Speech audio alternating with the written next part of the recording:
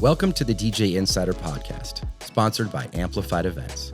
It's the only podcast where we break down insider information from our weddings, experience, and advice from over 15 years in the wedding industry. We're your hosts. I'm Mike Kane, owner of Amplified Events. And I'm Joe Albomonte, the general manager of Amplified Events. Let's get into it. All right, we're back. Welcome. Hey. Joseph and Micah and Mike. Hello. We're doing it. So we just came off. It's been a few weeks, but we're not going to talk about that. We're going to talk about what just happened. Yes, I forgot. So last weekend, Joe, you had a triple. Yes. You did a double. And I did a single. Nice. Okay. So the gauntlet. Yeah, Very give cool. me the Cliff Notes. What were the highlights, lowlights, things learned, unique things about each one? Awesome. So Friday, Saturday. So I did a wedding on Friday, and I was at Sandy Pines with you, actually. And it was great. It was hot. We were outside. Yeah. It was hot as hell. We were sweating. It was good. It was a great party. I ended up knowing the groom. We played football together slightly in high school. So like I was a freshman, he was a senior, and I dressed that year that we won state, whatever. Like he was on the team. So I knew him. My brother played with him a bit more. But we kind of knew each other. So it was good to see him and just kind of celebrate. He was like, "It's fate that you're my DJ." It was funny. Brother. Yeah. Short brother. So it was fun. Missed you from the gridiron, brother. So we had a good party, and we were supposed to go until midnight, but it was hot, like I said. And around 10:45, group came up and was like, "Hey, I think we should call it at 11." And I'm like, "Yeah, you have me until midnight, but whatever you guys want to do." Went and talked to his wife, and then came back and just we're gonna end it at 11. So we got to head home a little bit early. Great party, good night. I was like working over there, sick. So that was nice. And then Saturday, I was close to home, Myers Castle again. There in too good. St. John or Dyer or whatever, but I'm in Cherville, so super close. And that was a good party. It was in that back room. The one with the stairs, the downstairs, but not the upstairs. No, not the upstairs. The one with the stairs entrance. Yes, so on the left there. Attached to the speakeasy. Yes. That's where we were. Yes. Yep. And then we had cocktail in the speakeasy. I love them over there. They like me over there. They recommend me a lot. It's a good crew. Yeah, so it's always nice to go over there. And they had a good party. They were done early. Like we started dancing fairly late, probably 8:30 or 7:30. I don't know. But then we were done at 9:45. Long story short. Oh, that's sweet. Yeah, because we started at 7:30 dancing, and then they had a Rolls Royce pull up at 8:30 so that people could take pictures in the Rolls. That's sweet. It's so random. The grandfather's Rolls. Oh, okay. They had a Ferrari at the last wedding. They told me and the Rolls, but they couldn't get the Ferrari out because I don't know. It was a whole thing.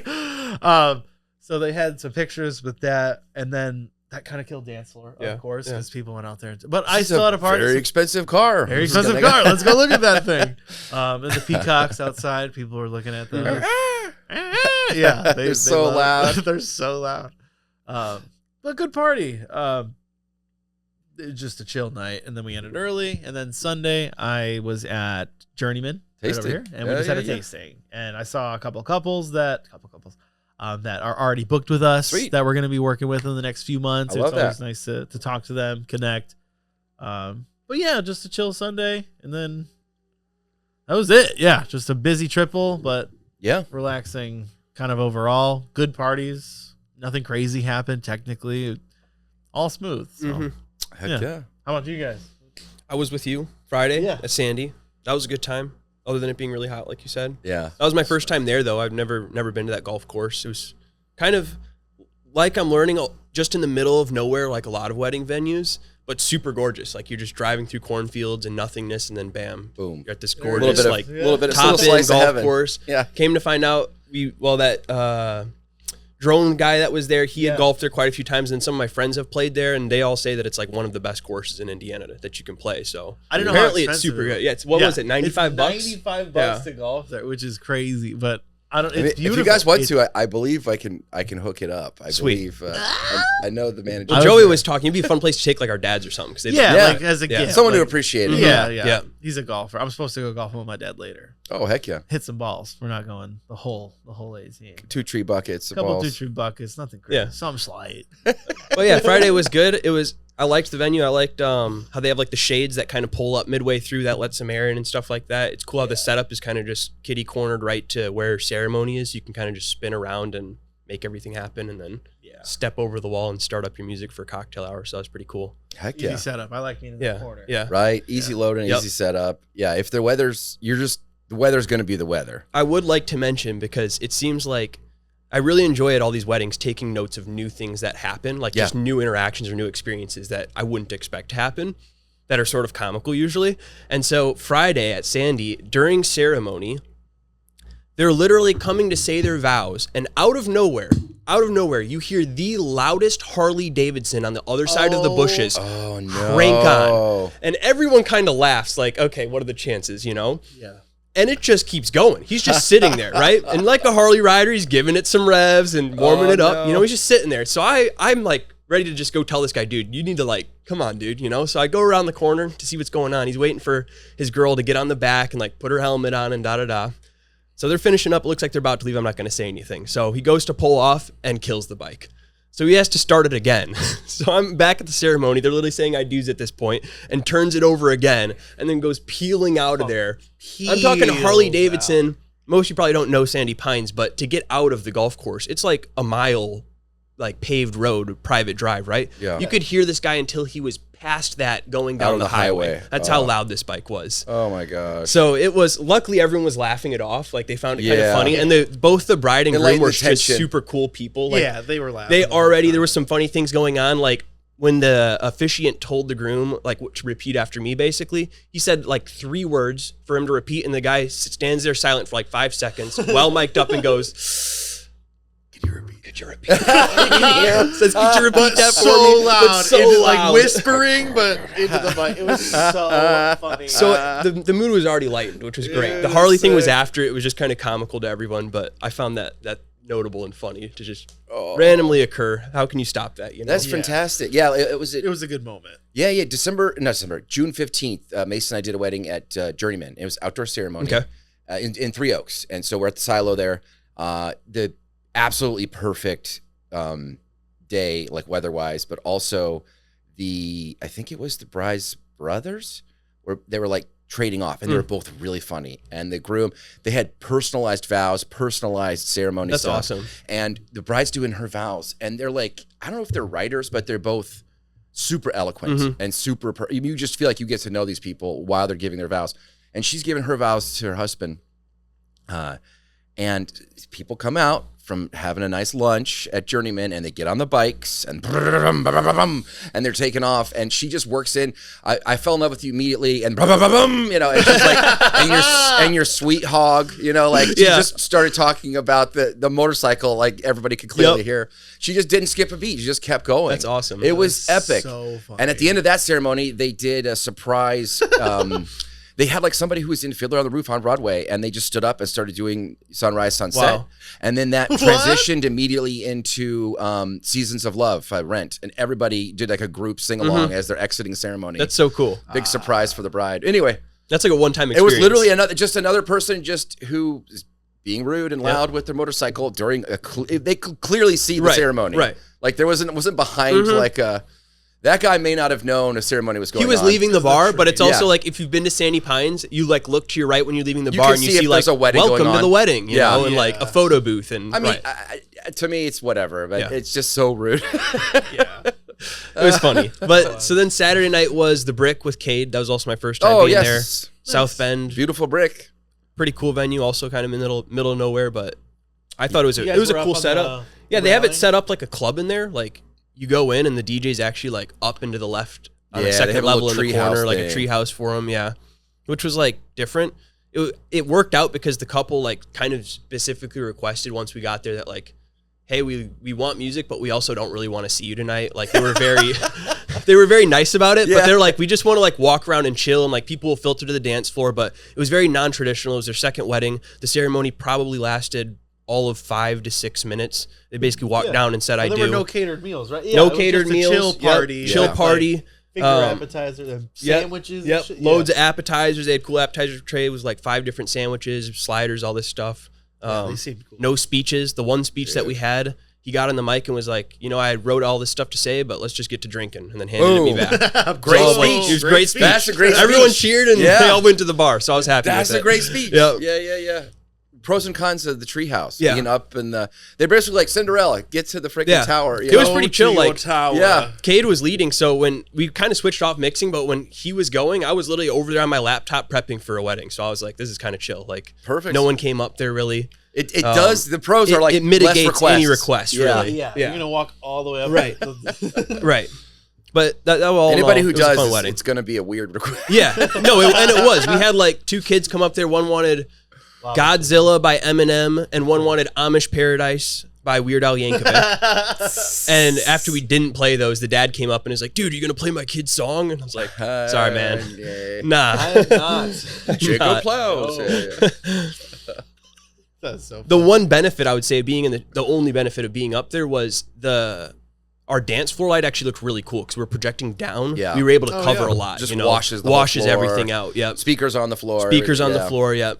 I will say the notable thing from that night that I found funny was one of our speakers was directly below us. It was really the only place to put it, and it was literally 5 inches from a chair on a table. It was like the only place that made sense to put it. Yeah. And luckily, there was plenty of open seats, so you didn't have to sit there, and someone picked to sit there the entire night. Like, there was a point where I'm like, hey, dude, just like turn it up for the dance floor. People are dancing. I don't know what to do. There's tables right next to me you could sit at. So we were at full volume, and legitimately, with the guy leaning back, his head was nearly resting against the tower. That's how close he was. He's taking a nap, just like. And he was talking. He was talking to people, too. I'm like, there's no way. Just like, enjoy my hearing loss. Yep. It was pretty wild.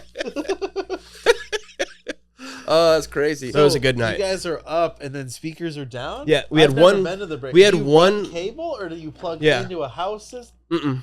We ran cable straight down. So straight down, so you see a cable drop. It's basically a square room, and you're in a square in a corner upstairs. It's like if there's a treehouse up here in this corner. Yep, So and we just dropped one straight below It just like lines against the wall. Yep, The exactly. Yep. Yeah, and there's a stairway up there. That is so Stairway to heaven. Yeah.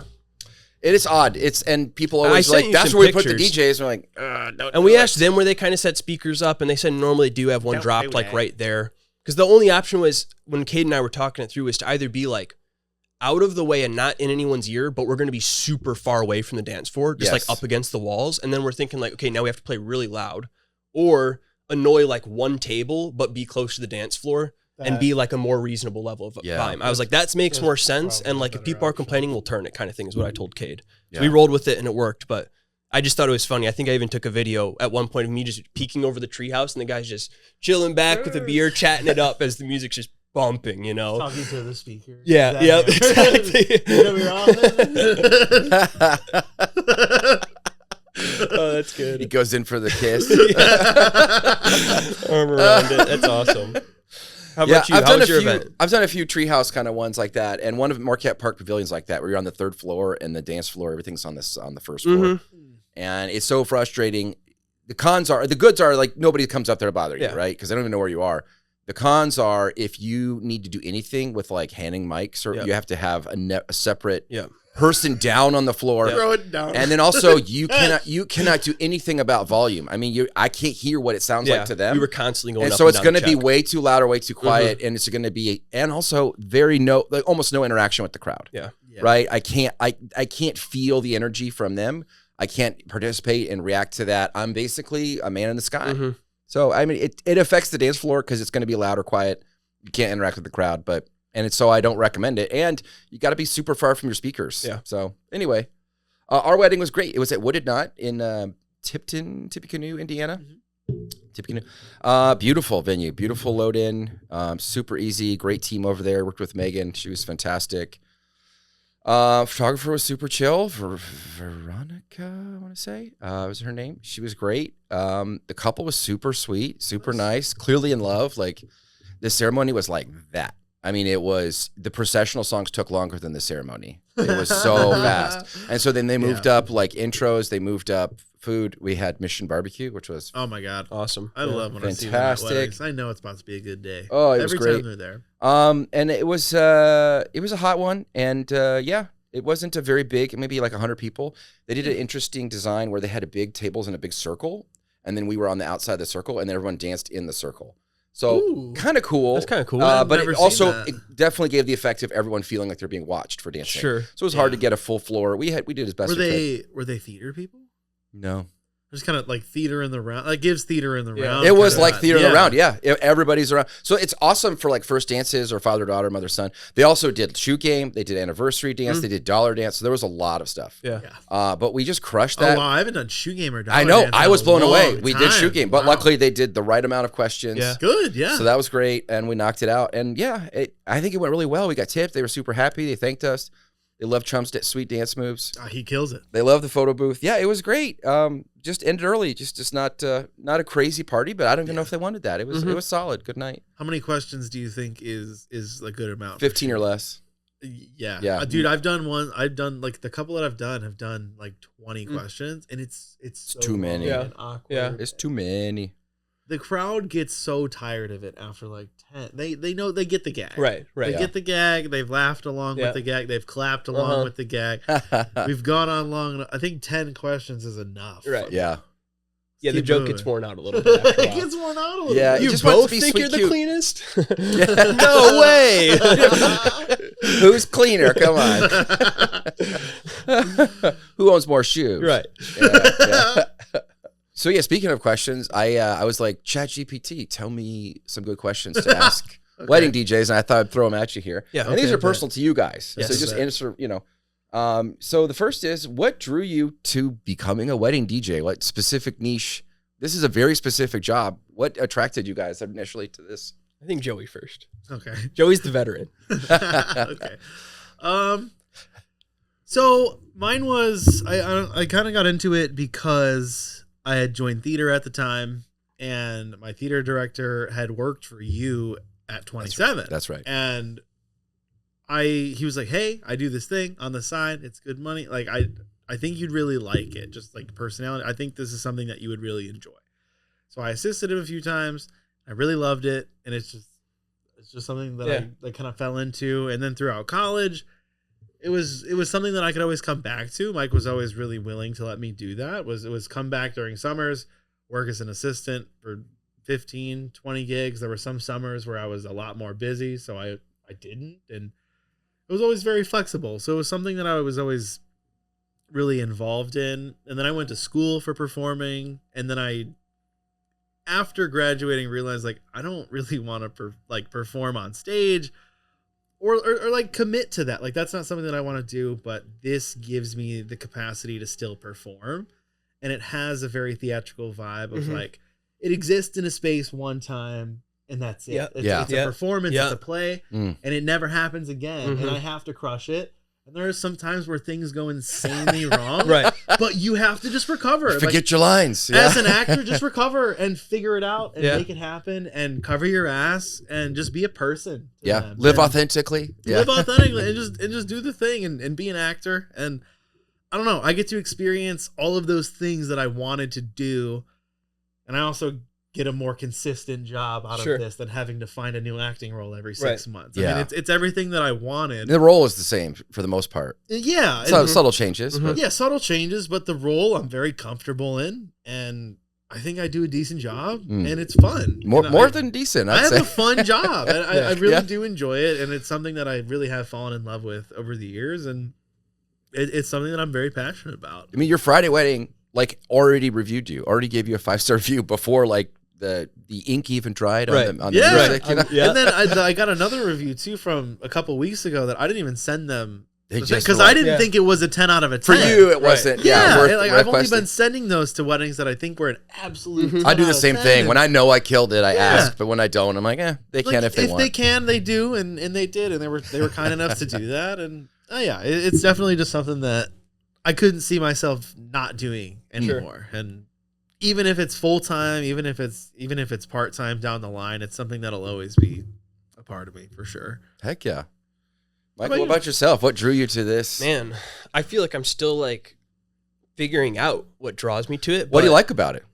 There's tons of things I like about it. I mean, I got into it sort of just super randomly through a mutual connection. I mean, Mike has known me basically since I was a kid. Yeah. And since he was a kid. Yeah. And I grew up in the same church, right? And Yeah. like just friends of friends type thing. And Dave, who used to be my youth pastor, just reached out randomly and is like, hey, I'm doing this fun thing. I think you'd like it. And I came and tried it, and I was like, yeah, this is it. This is fun. I just love to have fun, honestly. It reawakened a passion for music, too, that I forgot I had, because I grew up playing instruments, so I've always been very musical, and it's just super easy as you get older to let that stuff kind of slide away and not pay as much attention to it. And it's so fun. You just have fun. I'm going to be honest. And like, there's a lot of things that I didn't realize I would like about it that I do. Like, I've always been in sales since getting out of high school. And I sort of like the idea of people pleasing, really, right? Like figuring out what is the thing that makes you happy and then doing that thing and just hitting it all night, right? Just doing that over and over, basically. Yeah. And there's a lot of that, it seems like, in this industry, which is super cool.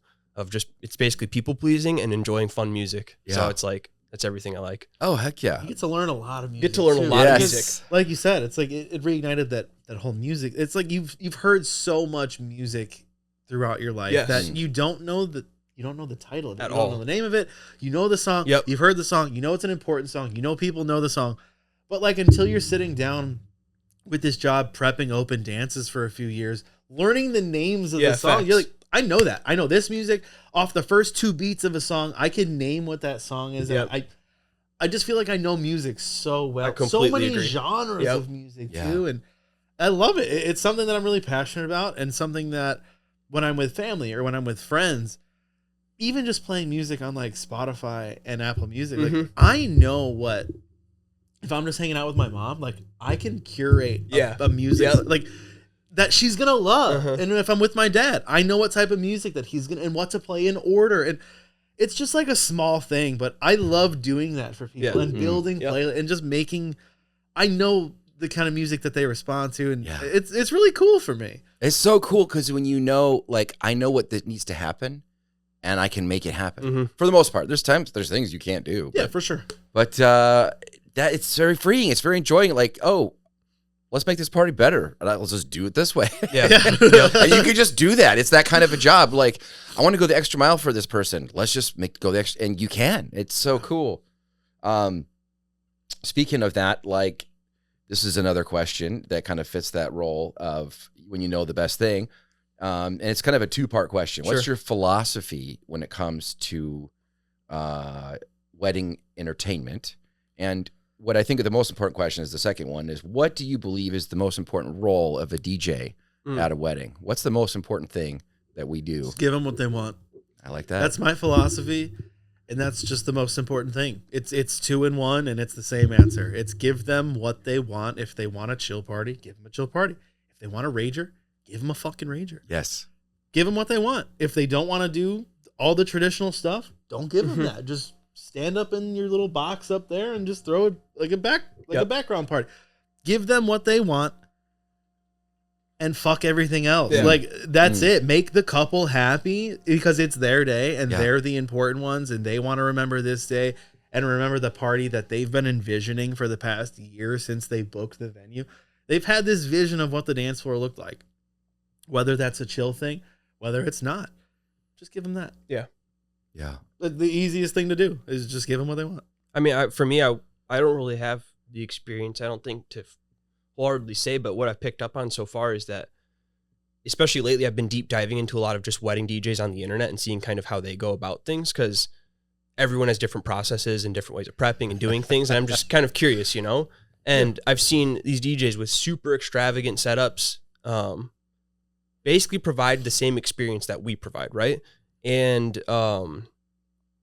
I guess in my mind, kind of, Joey, it's like you can accomplish a great wedding by essentially doing a lot of non-DJ things, right? But just giving the couple what they want. Yeah. A lot of the things that we flesh out early on in our process that it seems like some of these other DJs maybe don't have, like I'm noticing, wow, there's a lot of DJs that go to weddings that like are curating all their own music the whole time because they aren't getting the music from the couple. Like we get what they want to hear before the wedding even starts most of the time. That's a huge thing in my mind. That's a big part of our brand. We want that. Right. We want to keep couples who want it's amazing to me that people aren't doing that. Yeah. You know? Yeah, a lot of DJs are just like, here's these 500 songs. Just give me your do not plays, and I'm just going to stick to my playlist. Or I'm going to do my thing. I'm going to do my thing. You just hired me. Give me your first You dance. hired DJ requests. I don't take requests. Yeah. I mean, it's amazing to me. Like, there's obviously sales calls before it hits your DJ. But it's amazing to me that me as a DJ, on the 4 or 5 calls I've been on now for weddings upcoming and the 2 that I've done leading, that I at most have spent 20 minutes on the phone with them. Yeah. And I get literally everything I need to feel fully confident to put a great wedding on that day. Isn't that crazy? I'm not missing a single thing. Yeah. Like the only way that wedding goes wrong is if someone else messes it up. Yeah. Or my gear just explodes for some reason, right? And I know like, there's DJs that spend hours with the couples, and that's great. That works for them. That's their system. And multiple meetings and multiple calls, and you meet in person, and which like I'd totally be okay to do that if they want that, by the way. But Exactly. they feel when we get off the phone, want. I feel they feel confident. You know, and that's the thing is, do you have any other questions? is Is there giving anything them else, you know? that level of confidence too, that your DJ Right. has it figured Right. out, that I've got this handled. Yeah. They answered all my questions. I've answered all their questions. Yep. We're good. Yep. Like it shouldn't need multiple meetings unless they're not feeling very confident in like everything that train you facts. spoke about. Yeah, we're gonna do some train facts. Everybody put on your conductor hat. My wife says, she's like, literally, you should have that when the train goes by. That's good. The first train was developed in the locomotive. Steam powered. Steam train. Today's engines are more.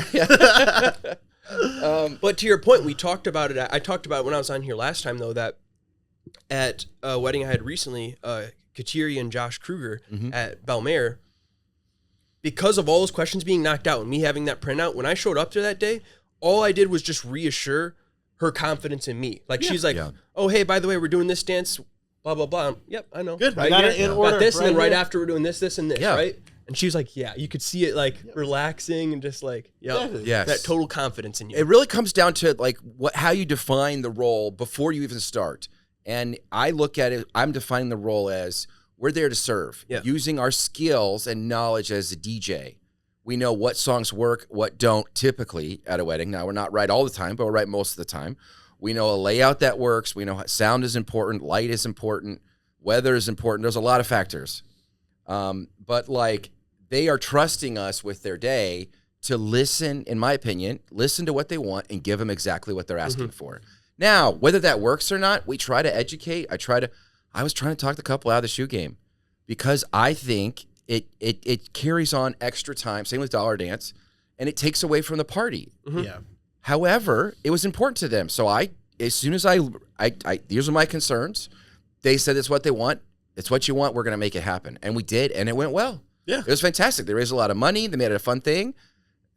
And I'm gonna MC at the best. Yeah. Like, I'm gonna fully commit. If you want to That's do it, we're That's gonna I'm do all it. in. I'm gonna. I'm gonna act like this was my decision. Right. You know, Yeah. this is what you wanted. We're doing it. I think that you can do too many things, and the crowd gets distracted or bored, or it kills the energy. But that's my experience, and I if I can pass that along in a loving and kind way, where I can teach and educate them, that's to me what they're paying us for too. Yeah. Is to our knowledge to help them throw the best party possible. But what does that look like for them? And so that's kind of my next question. How do you define success at a wedding from a DJ's perspective? And we do this all the time. After every wedding, we rank the wedding on one scale 1 to 10. And so the first is that there was no major technical errors. Some of those technical errors are out of our control. Some of them are in our control, but there's no technical errors. That is a successful wedding, in my opinion. Yeah. Everything worked how it's supposed to work when it's supposed to work. Yeah. Mics went fine. Yeah. Everything. So that's what I would say. connected What would you fine. guys say? What are some ways that you would define success as a wedding DJ from your perspective? I would say ultimately if the couple's happy, if they're happy, Couple's happy at the end even of the if night. things went wrong, if they're happy, I mean, I'm saying, like, you want me to play K-pop music all night? Right. No, some people will dance, but a lot won't. If you're happy, I'm happy. That's fine. and for instance, like 2 weekends ago, when you and I were in Illinois for that wedding, you had another DJ out that was having all sorts of problems getting it set up, working and things like that. Yeah. Technical difficulties, correct. That in my mind would make a wedding terrible for me as a DJ having to experience all that stuff. Yeah. But they got tipped and the couple had a great time. So in my mind, that was a perfectly fine wedding. They figured it out. Figured it, right? Like, they may have had technical errors, but the couple, nobody knew about it. yes, right. Yes. Exactly. Exactly. Exactly. Yeah, it was Yep. behind the scenes. Yeah, like so Yeah. long as the couple's happy, ultimately, I think that's a good night in my night. Obviously, I would like to experience a fun party and getting tipped and all sorts of things, but that makes it a good night for me, you know? Yeah. I've gotten a lot pickier Yes. with what You don't give out so many 10s anymore. I've gotten a lot pickier with like what a successful night is for me because there's things we can't control, and there's people that aren't gonna dance. Yeah. There's parties like that, sure, but I do think that there's always like a right chain of songs that will get everyone out there. You have to find them. You have to find the thread, but like there's always that out there, whether it's country, whether it's pop, whether it's like Kesha and like songs that they don't add to their list. Like if you find it, you do. Sometimes you don't. But like lately, early on, I've been doing like Fireball and like Don't Stop the Party and like really going hard at like 8:30 p.m. Yes. I get them lit as hell. Yes. And like, by 10 o'clock, they're tired. They need a break because I've been going so hard and I haven't done a slow song that now is the perfect time to do a slow song because they all just left to go grab a drink and a breather. And now I'm slowing it down. And now they're all coming. Like sometimes you just really find that thread that like this crowd is really vibing along to this. And I don't know. I think there is that for every party. I think as hard as crowds can be, I think there is that for every party. Yeah. And that's something that I stand by. I love that. That's fantastic. And reading that crowd, knowing the precise moment. We did it at that one in Illinois. We're like, oh, they're danced out. They're tired. They're hot. They need drinks. Let's reset. We haven't done any slow songs. Let's slow it down. And I like to funnel that in. If it goes big, here's another. And then I like to funnel that into sing-alongs. Because that's going to, the party's still going on. You know, that brings them all back from the bar. But yeah, I like to dance them hard early so they take me seriously. Yeah, oh, like he's good. They know I'm mixing hard. Like I'm not just fucking around here. Like I'm mashing up. You guys want to dance? We can dance. Yes, I'm dropping acapellas over this stuff. Like they're like, oh, okay, this is sick. Yes, this is going to be a good party. But yeah, sometimes you burn up songs that you don't think you want to save. That I want to save, but I got to give them the sauce. That's it. That's it. You just have to sometimes. I don't know. I used to, early on, I always defined it as like full floor all night, but I think that's not always the best. People can have a lot of fun and not dance. Yeah, yes, absolutely. And I like getting everybody dance if I can. Sometimes that's not up to me. You know, people are like, they decided, you can tell, like, I don't dance. I'm not dancing tonight. I'm not gonna. Yeah. But if you can find that one song that will get them out there, if it's a sing-along or a slow song, that could be the only song they dance to, but they're like, the DJ was awesome. Yeah. You played his fucking They'll stay in the song. corner the whole time, you know, with their arms crossed, and then they finally, you play that, like, oh yeah, Weird Al Yankovic. Yeah. He's always the one. What do you think is the biggest misconception that people have about wedding DJs? That it's easy. It is, yes. I mean, I know I talk a big game, like, about how, like, relaxed I am about it, but, like, it's hard, man. There's a lot of things that go into it and a lot of things people don't see. And planning and prep and calls and getting music and technical difficulties and appeasing 300 people at the same time and the couple and doing exactly what they want and keeping a smile all the time when dealing with some overly difficult people. And there's a lot that goes into it, or just like not letting one weird thing throw off the rest of your day. That's something that I had happen early on as a DJ. It was like if ceremony mics even cut out a little bit, like the rest of the day I was fucking rattled. And that shouldn't happen. Just reset, calm down. You're there for the couple. You've connected with them, and you've connected with them on such a human level that like you can make some mistakes. And it's going to be okay. They know that you are there for them and that you want what's best for them too. And sometimes things happen, of course, out of your control. But I think that's important.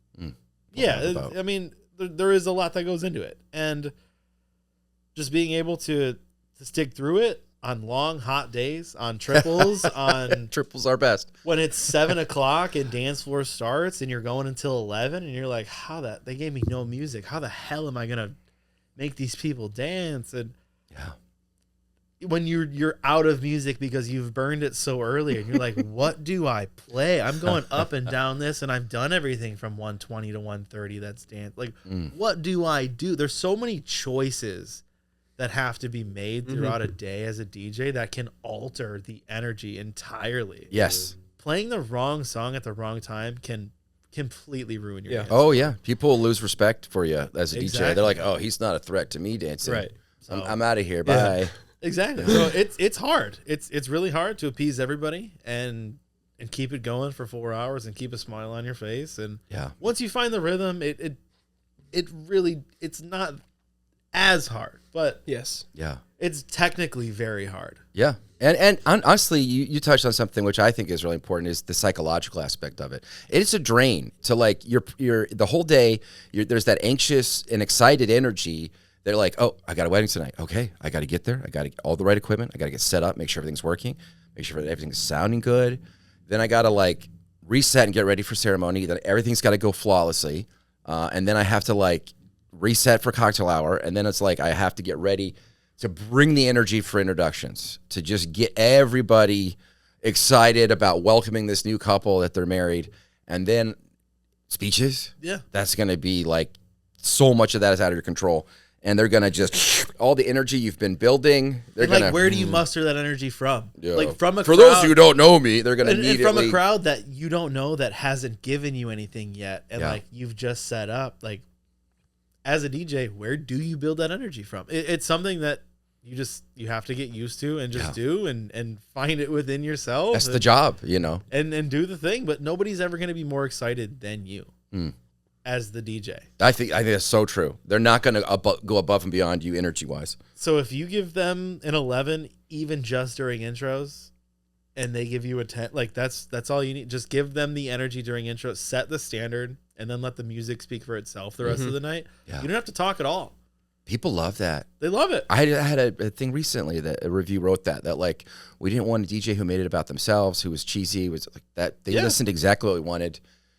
Everything was clearly artfully done to where they showed that they cared about us and that it was about us, not about them. You know, it's like, yes, that's exactly what I'm going for as a brand.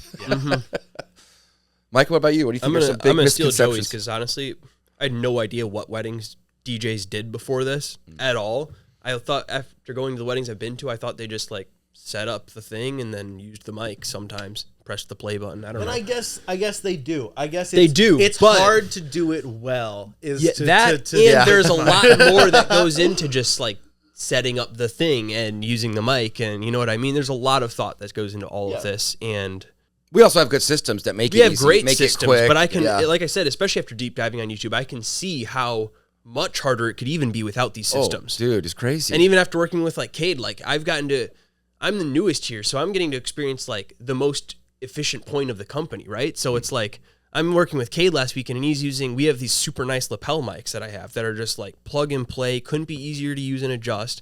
And with Cade, we're setting up in the brick, and we're using like the 2 receivers with like you just got to set up a mixer and do all this extra stuff, and he's unplugging stuff and plugging in his to talk, and it's like I'm like, oh my gosh, man, it's already adding another level of stress. That's just like, thank God we have these systems in place, you know. But the more things you add, the more things can go wrong. yes, most definitely, and the more things to think about and pay attention to, and it's like, and like you said, it really is. At least on the ones I've led, it's like pretty much from the morning on that day, your brain is firing at all full force, basically. You know, you're going full force the whole day. I'm not really like, I wasn't really nervous, but it's a good anxious. You know what I mean? Just like if you're going to do any sort of, it's a level of excitement, you know? Yeah. I'm sure I'm feeling similar to how like the bride and groom feel, a good anxious, right? So it's like, but that keeps you're going all day. You get done and you're like, damn, I need to take a breather here. Yes. Sit back and then chill. at the end of the day, it's so hard to like calm. Yes. Oh, yeah. I'm always up so late. Same. That's why I love the late night chill sessions here, the late in the Need to nightcaps. decompress, take a few exactly. hours, but yeah, definitely. Your brain has been firing all day. Because you just want everything to go right, you know? You're Plus, always you get a good thinking, pump on from lifting lifting all the equipment. gear. Yeah. I think the biggest misconception is, from my perspective, is that we're people. Yeah. They forget they act like we're not a person. People treat you like you're the help or you're less than the help. You're a human being, and they come up to you and bark an order at you that you have to play their song, and they act incredulous that you don't have it or that you don't want to play it or that you can't play it because the couple has said they don't want that kind of music or we're not taking requests.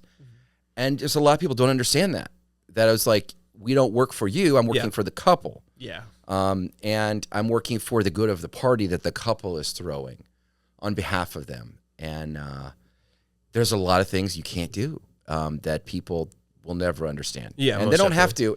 The other thing is that people act like well, is it next? Where is it at in the queue? Yeah. And I'm like, that's not how I do it. Yeah, right. And I don't That's have not how time it to works. sit down and explain to you Right. how to DJ. Yeah. I'm not going to do that. I think that's the funniest thing to me, by the way. I'm like literally People that live are mixing. constantly like, is it the next one? And it's like, No. I don't know how to explain that. That's not how this works. And I don't even want to get into that conversation. It's not even worth it. However, on the flip side, I love it when I have a song queued and Yes. someone comes up and requests it. Yes. And it's next. Yeah. It's already look at my computer. It's already next. That feels so good. We're on the same page. Yep. Yes, they're vibing as well. And yeah, that the whole thing is we're there to, I live what Cole said, is like you're curating a vibe. Yeah. Like we're throwing a vibe and we're responsible for that. And we're trying to get a good vibe going with the crowd, with the couple, with the night. And there's so many things that are out of our control with that everyone acts like a DJ is, make people dance right now. I hate when people snap. That's like a big trigger for me. It upsets me when people snap at me. Go, go, go, make people dance right now. Dog? Yeah. And they act like that is Music just, dog. you play a song, it could be any song in the world, and that's just going to guarantee Right. they dance. Right. I've seen the best songs that guarantee a lot of people dance most of the time, still not hit, not work. Yeah. Doesn't matter. It's just not that simple. It's not how human beings work. There's a fundamental misunderstanding. Oh, you're a DJ, read the room. Well, that's what I'm doing. That's what I'm trying to do. Can you play something good? Yeah, that's the worst. Why don't you play something we can dance to, even though everybody's been dancing all night and you've been dancing all night? Right. Yeah. And I've been playing music that you can't dance to, apparently. Oh, it's so rude. Yeah, I just wish people knew that we're people and that we're trying our best. And trust me, if I could do something that makes this go better, I'm going to do that. Yeah. I'm not going to be like, whatever, this party's on its own. I'm going to do everything I can to make this party go better.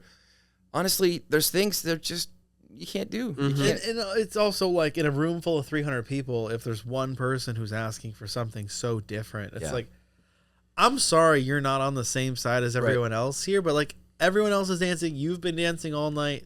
Your song just sucks. Like It's not about you, too. It's not about you. Just If you want it to be about you, pay me to come DJ your, and And then I'll do your it will event. be about you then. and it'll be about you. I'll do it at your wedding, bro, or your event. Yeah.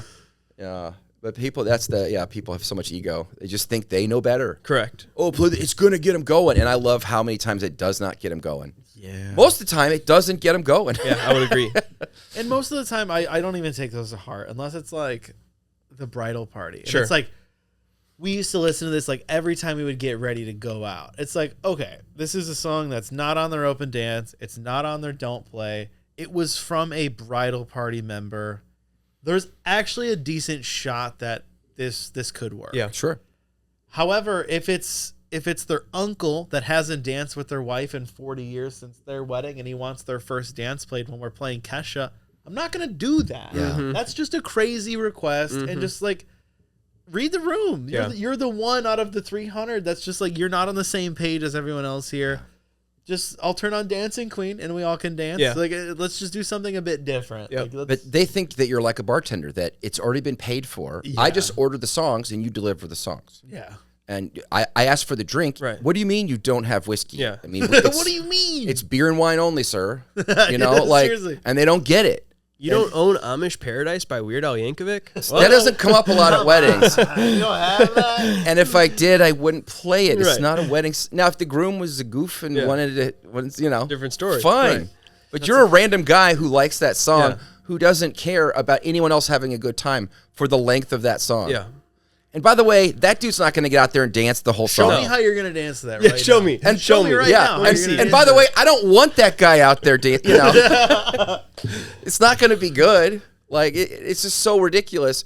But people just think it's like ordering a drink. Yeah. You just order a song, and just, play my song. two, It's not a three big thing. songs here, It's not a big couple, thing. two, I was three like, well, you've been to a songs lot of bad weddings. That the DJ just Does it. It was just a jukebox. Yeah. And so they just, they played Amish Paradise, and then they did Etta James At Last, and then they did YMCA, and then they did Macarena, and it just, there's no flow. Yeah. There's no dance floor. It's just, who's the next request in line? yeah. And we just played a lot of requests. And I don't like doing weddings like that. I think it kills energy, kills the party, guarantees people won't dance, and just, it's not fun. Yeah. Yeah. It's, I agree. do that at home. Do that at home. Don't. Yeah. Just do that in your car. Go step in your car, put on your song. Yeah.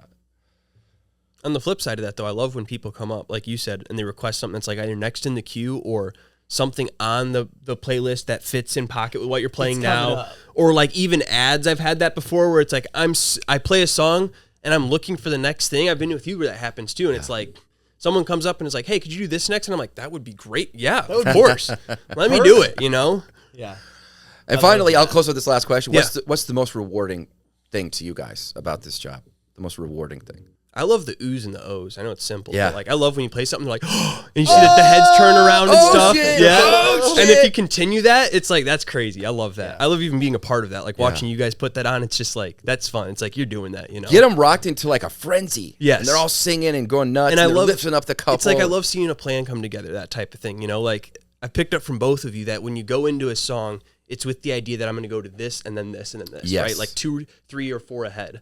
And I love when that works out. You know what I mean? You can see it actively build when you do that. Yeah. Like we're going to start, like you said, with either pop punk or something, like something that's singing, and then it gets heavier and heavier. And like, I'll see you go from, what's the one? It's the line dance into Fireball. Which one is it? And it always works. It works every song. Cha-cha slide. Yeah. You at some point end up at cha-cha slide, then Fireball, and then we're going hard. Like we're going hard. And it works every time. The cha-cha gets them out there, and then we just keep them. We just keep them moving. For the few people you lose on Fireball, which most people love Fireball, you gain way more. You gain way more on Fireball than you lose. Exactly. Every time. You got ears, don't you? Yeah. It's so much fun. And on that like same thing, my favorite thing is when people like start to leave the dance floor and then they hear the next song. I love that too. Yes. And they're right back out. I love that. Oh my God. That's my favorite. I love that a lot. Who put her jam on? Yeah, she's going nuts. You do that a lot. Both of you actually do that a lot. I've noticed a few times where it's slowed down and both of you put something on that gets a new group out there, right? And then they automatically assume they won't like the next song. So as soon as it's ending, they start leaving, and you play the next song, and it's right in pocket, and they pull their girl, or the girl pulls the guy right back out there. Yep, and it's like, I knew. Don't you dare leave on me. How do you know that's what I like? Yeah. like, That's awesome. That's why jump around so much? It's like I always try and stay in genre for a few songs. Yeah. Like keep them people out there that have joined, and tactfully work away from it too. Exactly. You have to. You can't just do like a bunch of Kesha or whatever, just pop, and then like one country song, and then like random, and then like one country. If you're gonna do country, do like 3 or 4 country songs in a row. Do the dancey one, and then move on. Yeah, just fade into something else. Tickle the itch. Get them. And then move on, and then go in and out. And if you see a big response, then pay attention to that. And do more of it. But if not, whatever. I love to me it's so rewarding to see when I'm like we're making a memory right now. It was more than just a song. It was like everybody is singing along. They're surrounding the couple. They're picking the couple up, whatever. Like everybody's developing a memory, and I can see it. Like I am part of creating that memory for them. And even better is when they go online and they write how amazing it was. And that's like, assuming there's going to be internet forever, like that's done. That's online. That's in print. Now that's like that wedding we crushed. There's our evidence. We killed it. And those randomly come in. We just randomly on a Tuesday, 5-star review. Oh, Mike did a great job. I'm like, this is such a mood builder. I love like waking up to a review. Like when they do it in the morning or like late at night and you wake up to a review with your name on it. It feels so good to wake up and read that. Somebody sat down and wrote about that you did a great thing. It's so cool. Yeah. Especially when you don't send it to them. Like they took time on another day to search it and respond themselves. And something that's particularly rewarding for me is that like I get to hire people that I know and love and that I'm friends with. Yeah. To like I get them in on the game. Yeah. That like you guys do this too, and I get to pay you and reward you for your efforts and encourage you and get to see you guys enjoy it. Like you just when I ignite a passion for this work in other people and I see it, I'm like, I was able to create that memory for them. And hopefully a lifetime of making money and making people happy. And it's so cool to do that, to like, like it's not just me, it's other people. There's a whole team of people that I can keep them busy and paid and happy and doing more. I'm not going to change the world, but maybe I can. One song at a time. One wedding at a time, one song at a time. That's it. Making people's Make lives the world better. a better place. Just like a little bit of making good experiences for good people. Yeah, I don't have anything else. You guys have anything else? That's it for me today. Okay, good deal. Well, guys, thank you for listening. We'll see you at your wedding. Have a good one. Bye.